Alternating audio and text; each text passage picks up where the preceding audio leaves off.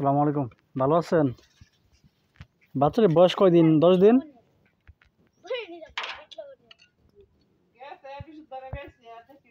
আজকে তো সোমবার, তাহলে 7, 8, 9, 10-12 দিনই হয়েছে। দুধ কেমন দেয়?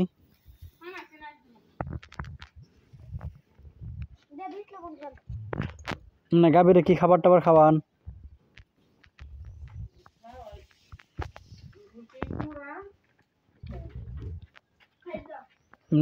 ফিট খাওয়ান? ফিট খাওয়ান?